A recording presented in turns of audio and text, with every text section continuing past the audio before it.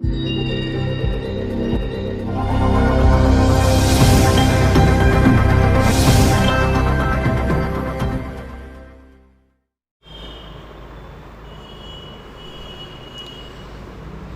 बच्चों, I am Manish and I welcome you. बच्चों, आज की जो हमारी क्लास है वो क्लास 3rd की होगी। मैथ पढ़ रहे होंगे। चैप्टर फर्स्ट हमारा चल रहा था जिसका नाम था लुकिंग बैक। बच्चों, इस लेसन में हम लोगों ने क्वेश्चन नंबर 11 तक के क्वेश्चंस को सॉल्व कर लिया था। ठीक है, तो बच्चों मुझे उम्मीद है कि आप लोग बहुत अच्छे से घर में पढ़ाई कर रहे होंगे। ठीक है, तो आज की क्लास को हम आगे बढ़ाते हैं। आप अपनी बुक ओपन करेंगे, ये वाली। ठीक है, और क्वेश्चन नंबर 12 पर आएंगे, पेज नंबर 9 पर। पेज नंबर 9 पर आपको क्वेश्चन नंबर 12 दिख रहा होगा यहाँ पे।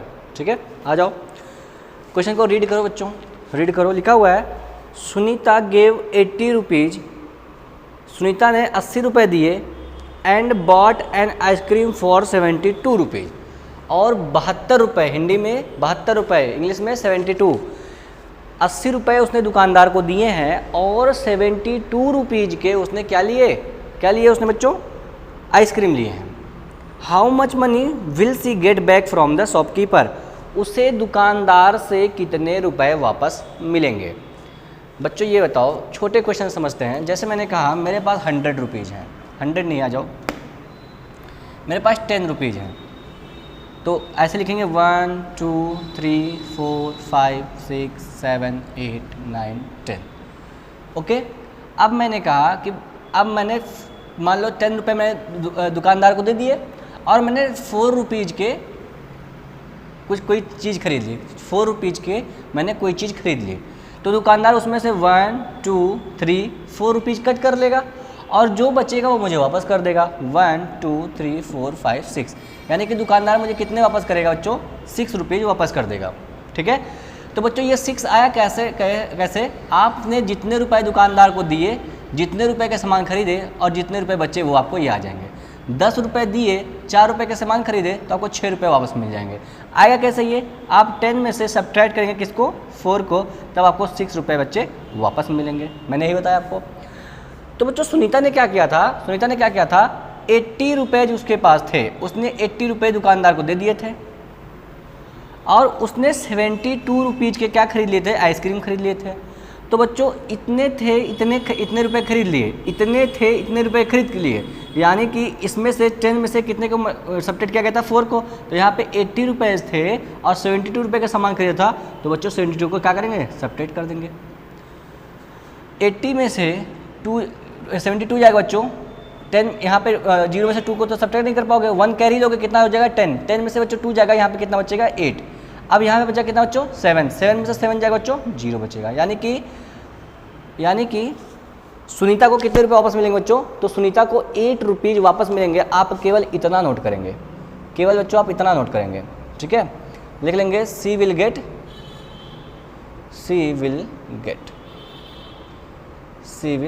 बैक, इतना लिखेंगे बस आप। ठीक है, बात समझ में आएगी बच्चों आपके?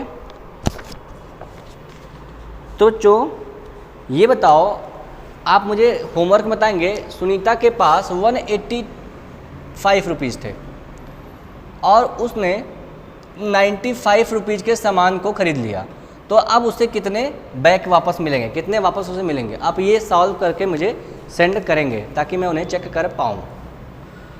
बात समझ में आ गई? मुझे उम्मीद आपको समझ में आया। बच्चों ये कौन सा क्वेश्चन था? ये क्वेश्चन नंबर 12 था। मैं यहाँ पे लिख दे रहा हूँ क्वेश्चन नंबर 12 ताकि आपको बात समझ में आ जाए।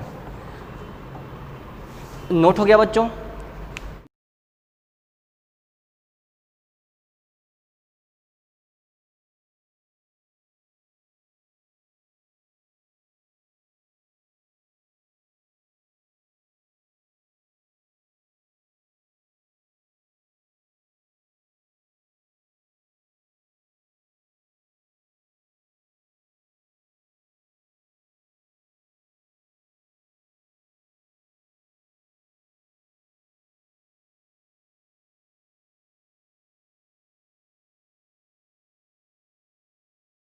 मैं इसे डिलीट कर देता हूँ।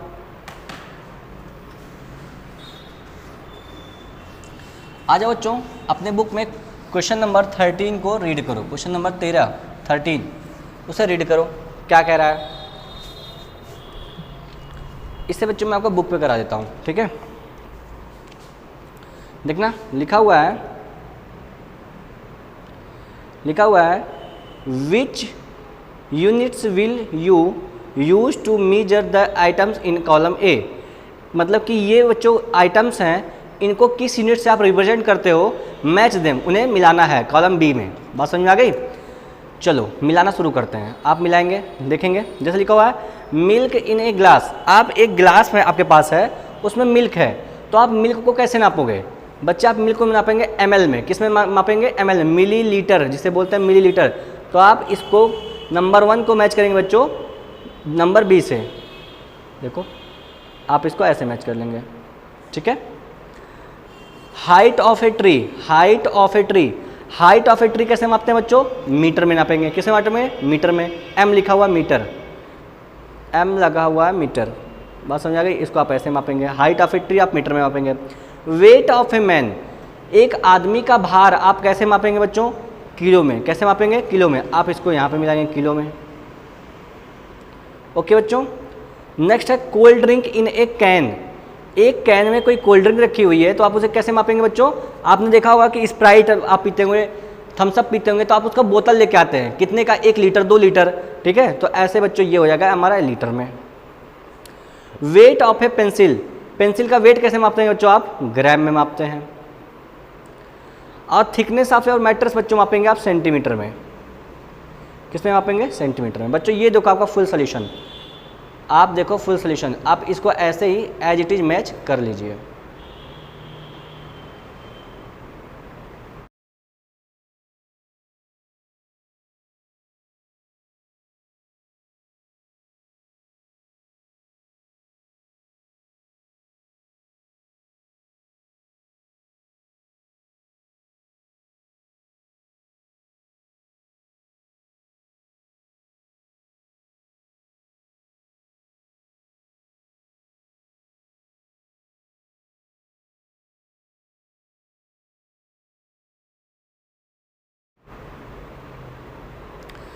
ठीक है बच्चों, आ जाओ।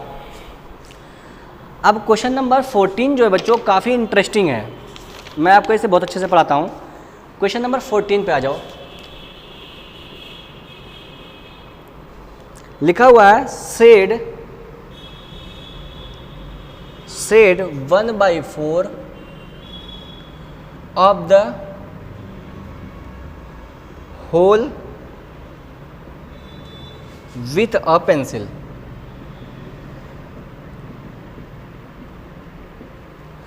ठीक है, मैं क्वेश्चन नंबर ए को बनाता हूं बच्चों।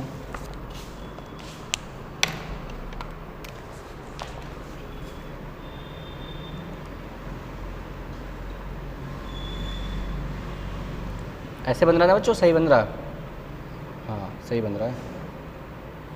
ये क्या किया गया, इसको ऐसे बच्चों कट कर दिया गया। ठीक, ये ए हो गया। बी देख लो बच्चों कैसे बना हुआ है, ऐसे बना हुआ है।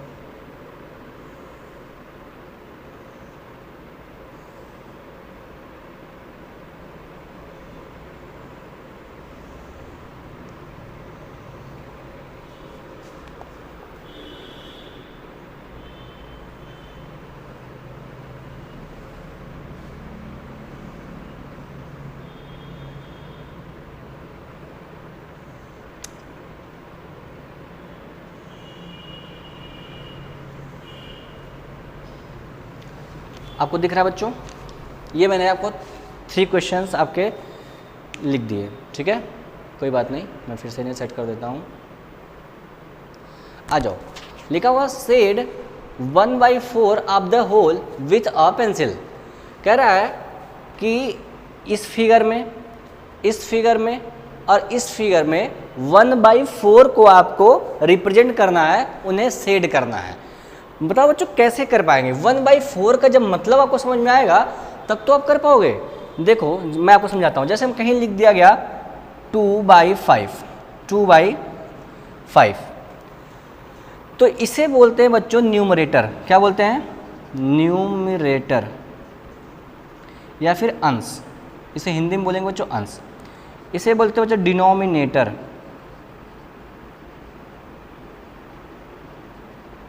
इसे बोलेंगे बच्चों हर। क्या बोलेंगे इसे? हर। ये बच्चों अंश, ये हर, ये है न्यूमरेटर, ये है डिनोमिनेटर। ठीक है, अब ये बताओ इसका मतलब क्या होता है। अब तो आप इसे नोट कर लेंगे, रोक के वीडियो, मैं इसे डिलीट कर दे रहा हूँ, आप जान गए होंगे इसका नाम।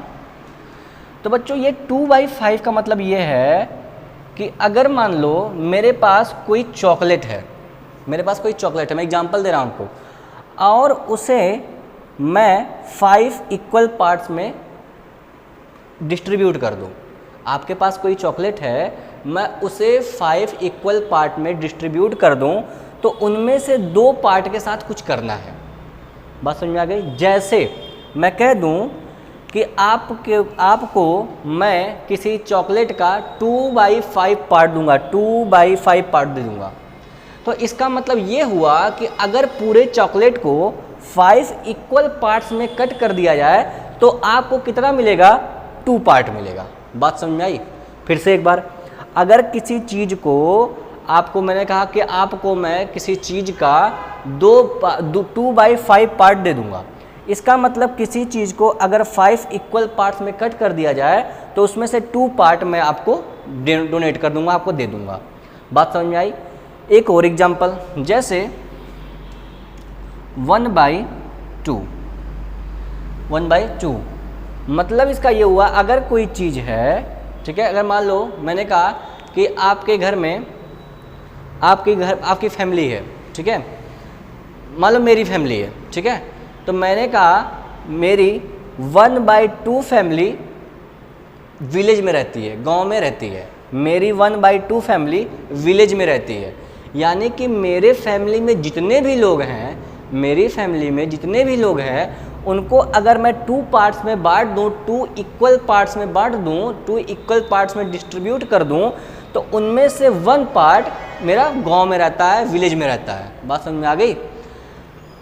और एक एग्जांपल, जैसे आप देखते होंगे इस समय बारिश का मौसम चल रहा है, तो कोई किसान अगर आपसे कहता है कि बच्चा मेरा 3/7 फसल जो है, 3/7 फसल मतलब कि 3/7 फसल मेरा खराब हो गया। क्या हो गया? खराब हो गया।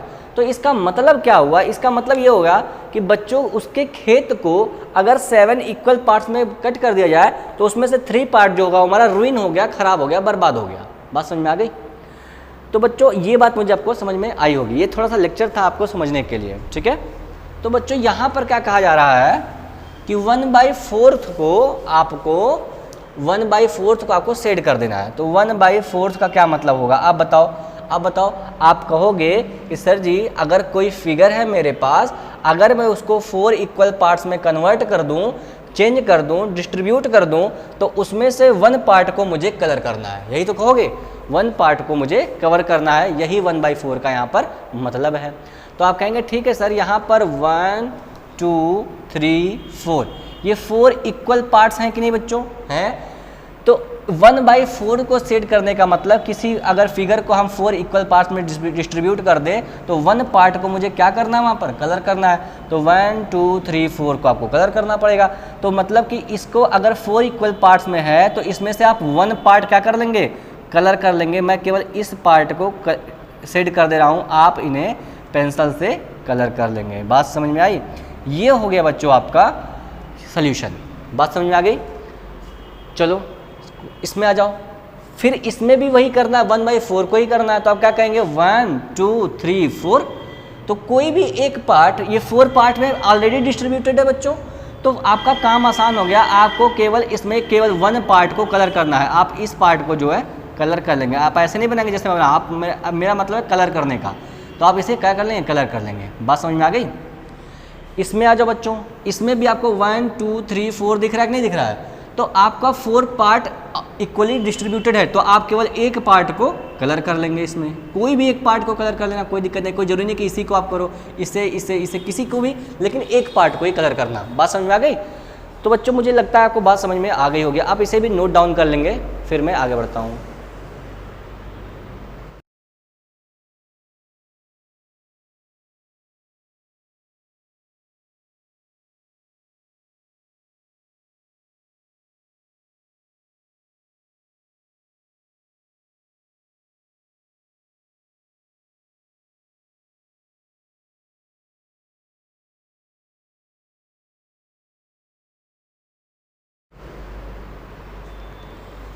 चलो बच्चों मैं इसे डिलीट कर देता हूँ, आपने इसे नोट कर लिया होगा। क्वेश्चन नंबर 14 भी आपका नोटेड हो चुका होगा। आ जाओ क्वेश्चन नंबर 15 को रीड करो। क्वेश्चन नंबर 15 को बच्चों रीड करो। क्वेश्चन नंबर 15 को रीड करो।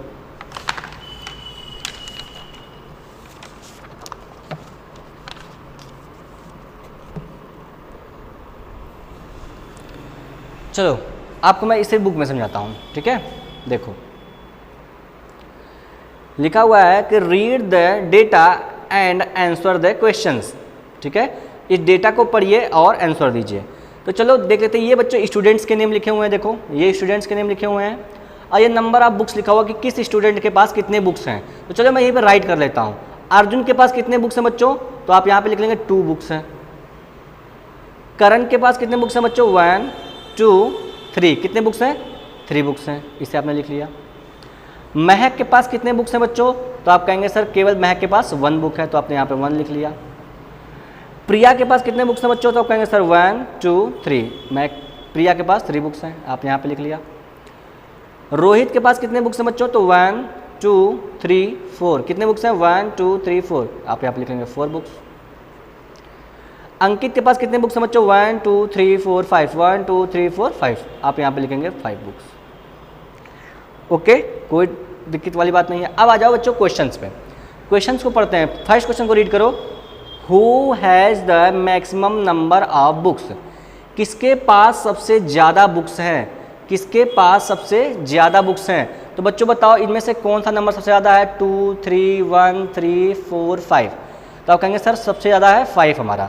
तो किसके पास है, अंकित के पास। तो बुक लिखेंगे who has the maximum number of books, तो कहेंगे अंकित। क्या लिखेंगे, ANKIT, क्या लिख लिया, अंकित, ऐसे लिख लेंगे अंकित। ओके, नेक्स्ट बच्चों क्वेश्चन नंबर बी रीड करिए। लिखा हुआ है who has the least number of books, किसके पास लीस्ट नंबर ऑफ बुक्स हैं, किसके पास सबसे कम बुक्स हैं। तो आप कहेंगे कि सर मैं देख लेता हूँ, आप कहेंगे सर ये 2 3 1 3 4 5, तो बच्चों ये जिसके पास है महक, महक के पास केवल कितनी बुक्स हैं, 1 बुक्स हैं, तो आप लिखेंगे सर यहाँ पर महक, MEHAK, महक। हो गया। क्वेश्चन नंबर सी रीड करो बच्चों। लिखा हुआ है this and this have equal number of books. अब बताओ बच्चों किसके किसके पास इक्वल नंबर ऑफ बुक्स हैं। तो देख रहे हैं आप कि करण के पास 1 2 3 बुक्स हैं और प्रिया के पास भी 1 2 3 बुक्स हैं। तो दोनों के पास इक्वल नंबर ऑफ बुक्स हैं कि नहीं है, हैं। तो आप लिखेंगे Karan and Priya, Karan and Priya have equal number of books. Okay, ये हो गया। नेक्स्ट है बच्चों, लिखा हुआ है क्वेश्चन नंबर डी रीड करिए। Rohit has more books than Arjun, Rohit has more books than Arjun, Rohit के पास किसके, अर्जुन से ज़्यादा बुक्स हैं। रोहित के पास, ये बच्चों रोहित है, और अर्जुन से कितनी ज़्यादा बुक्स हैं। रोहित के पास बच्चों 4 बुक्स हैं, अर्जुन के पास केवल 2 बुक्स हैं, ठीक है। तो आप लिखेंगे रोहित हैज 2 मोर बुक्स, कितना है बुक्स, 2। रोहित के पास अर्जुन से 2 बुक्स एक्स्ट्रा हैं। तो बच्चों आप इसे सही अच्छे से ऐसे ही ऐसे नोट कर लेंगे।